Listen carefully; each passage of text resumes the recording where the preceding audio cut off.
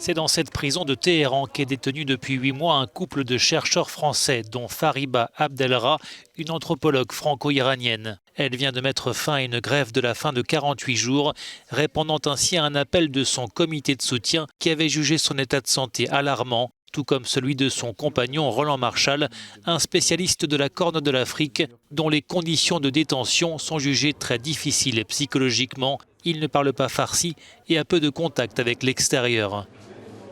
Ce couple de chercheurs qui officie pour le Centre de recherche international à Sciences Po Paris et au CNRS avait été arrêté en juin dernier à l'aéroport de Téhéran par les services de renseignement des gardiens de la Révolution. Ils sont poursuivis pour menaces à la sûreté nationale et propagande contre le régime iranien, des accusations montées de toutes pièces selon leur comité de soutien qui s'était réuni mardi sur l'esplanade des droits de l'homme à Paris pour demander leur libération. Donc ces accusations sont totalement arbitraires, fantaisistes, elles n'ont strictement rien à faire avec la réalité. Roland et Fariba sont des chercheurs, ce ne sont pas des politiques, ils n'ont jamais eu d'activité politique en Iran et c'est pour cela que nous les appelons des prisonniers scientifiques. Ils sont pris dans des jeux internationaux qui sont liés à la tension extrême qu'il y a actuellement entre l'Iran et la communauté internationale, comme on dit, entre guillemets, principalement entre l'Iran, les États-Unis et les pays occidentaux.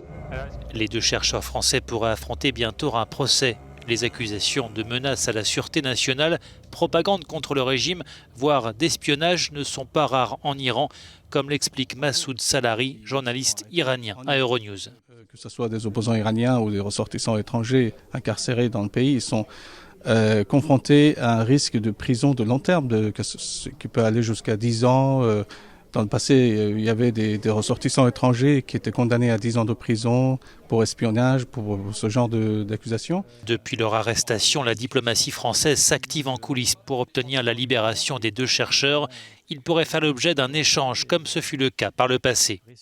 Il y avait le cas de cette jeune Française, Clotilde Reiss, qui s'est fait arrêter en 2009 en Iran après les manifestations anti-gouvernementales.